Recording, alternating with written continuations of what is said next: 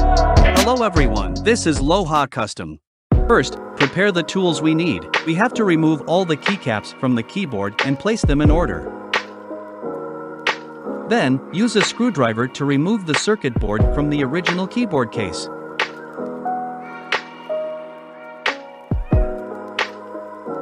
After that, get the wooden keyboard case. Put the battery into the battery slot first. Then assemble the circuit board with a screwdriver. Finally install the keycaps in order.